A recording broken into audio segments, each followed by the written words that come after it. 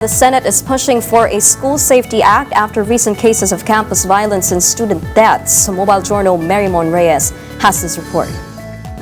The Senate Committee on Basic Education held a joint public hearing on Thursday to tackle several measures that will be consolidated into a proposed School Safety Act. Committee Chairman Senator Bam Aquino said this is in response to a string of violent incidents in schools, including Tacloban school shooting, campus stabbings, bullying-related violence, as well as the deaths of 2 Ateneo student athletes during an off-campus team-building activity. Walang paaralan kahit anong antas ang maaaring maging kampante pagdating sa kaligtasan ng mga estudyante. Ang mga paaralan ay dapat ligtas. Ang mga estudyante ay dapat ligtas.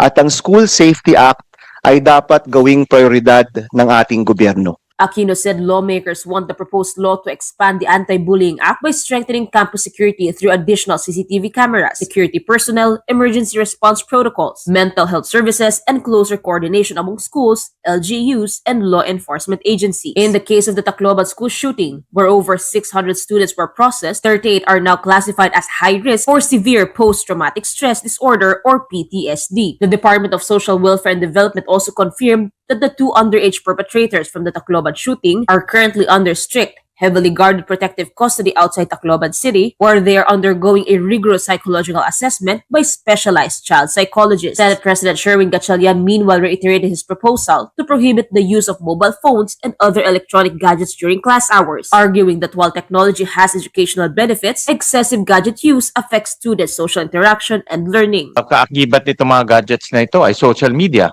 Kaakibat nitong mga gadgets na ito ay yung mga games. Ang games ngayon rin ay kakaiba na. Mas violente, mas creative, mas realistic, at pwede silang makipaglaro sa mga tao na nasa ibang bansa. Hindi lang yung pagbaband ng gadgets, kung hindi, pagbibigay ng mas maraming oras sa bata para makipagkaibigan, makipag-socialize,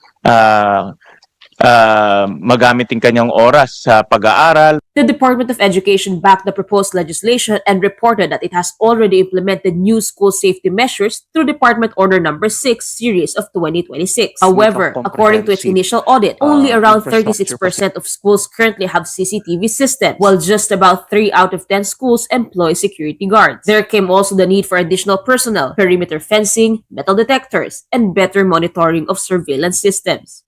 The tragic incident in Tacloban City served as a critical turning point that prompted the Department of Education to strengthen coordinated and decisive action to reinforce school safety nationwide.